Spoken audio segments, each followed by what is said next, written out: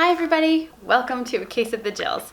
This is an SOS edition. So I do these SOS videos every now and then when it seems that I'm getting the same question over and over, and typically there is sort of a tone of panic around the question. So this question has been coming up quite a bit in the last few weeks, and I definitely wanted to address it because it's not the first time I hear this question. It's more of a panicked exclamation.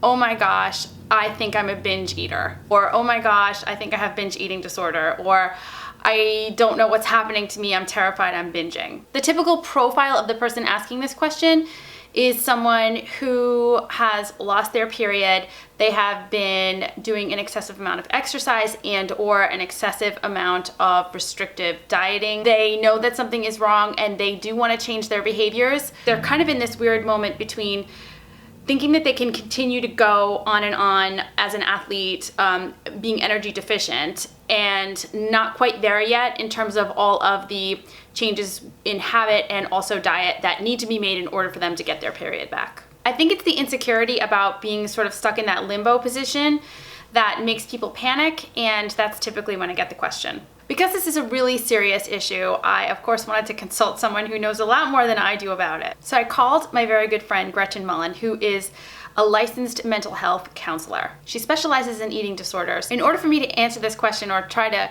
keep people from panicking, the most important thing to do is to understand what binge eating disorder is and understand what it's not. She and I talked about the definition of actual binge eating disorder. Okay, so first of all, we're talking about a very large quantity of food, much more than a person would normally eat. Second of all, we are talking about this consumption taking place in a very short period of time, usually around 2 hours. The person typically eats rapidly and gets to a point of being uncomfortably full. The person will eat in secret. The person also is not physically hungry, yet they continue to eat. Additionally, and this is probably the most important point, the person feels that they are unable to stop eating. This is a very serious situation, and if what I just mentioned describes what you're actually going through, I urge you to seek help from either a mental health counselor or a licensed healthcare practitioner, someone that you can talk to about what you're going through. But if this is a little more extreme than what you're going through, and really what you're experiencing is something a little bit different, keep listening.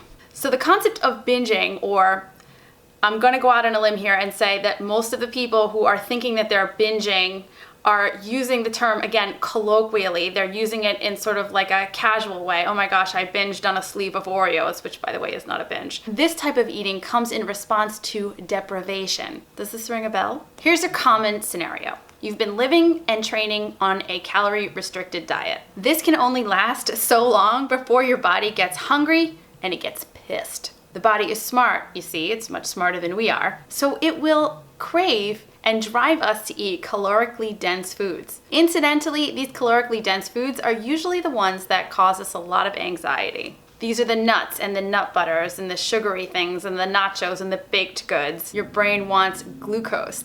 It wants food. So it's making you crazy with all of these cravings. So when food is in front of you, you feel like, oh my gosh, I really want to eat all of this. The situation gets complicated and it provokes a lot of anxiety for a lot of reasons. First of all, when we go out in social situations, or maybe it's a holiday, or we go out to dinner, we become extremely anxious because there's all these different kinds of foods. They all look really delicious. We are hungry, so we want to eat them. Then throw maybe a glass of wine or two in the mix, and your inhibitions get lowered, and all of a sudden you find yourself going ham on the hors d'oeuvre tray. The resulting guilt and shame typically leads to more restriction. So the next morning you wake up and you're like, oh my gosh, I'm eating a light breakfast or no breakfast at all. And of course you're underfueled. So then nighttime comes and you're hungry again, and that bag of M&Ms is not safe.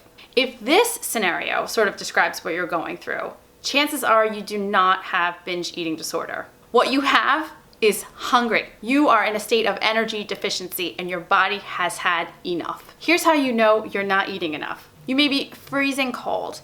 You may be tired. You may not feel hunger at all. You might be constipated, your mood is off, aka you're being grouchy. And of course, you've got these crazy massive food cravings. Let's face it, if you have amenorrhea, chances are you're not eating enough anyway. And so of course what you'll do is you'll compare yourself to when you used to be fine eating that little amount of calories, and you'd be able to get through your workouts and your day and study all night and do whatever else it is that you do without any problem. This makes you mad and you don't understand what's going on and you want to ignore what your body's telling you. I'm gonna tell you how to fix this right now. There's actually no real magic to it. You have to eat. You have to eat enough to cover your basal metabolic rate, plus all of the exercise that you're doing, plus living and breathing and running around all day. And thinking. Yeah, you have to fuel thinking. You have to eat a balance of fats, carbohydrates, and proteins. You need to eat evenly throughout the day. Please do not try to eat less for breakfast and lunch and then try to figure out why all you want is like hot wings at dinner. Yeah, that makes a lot of sense. You're hungry.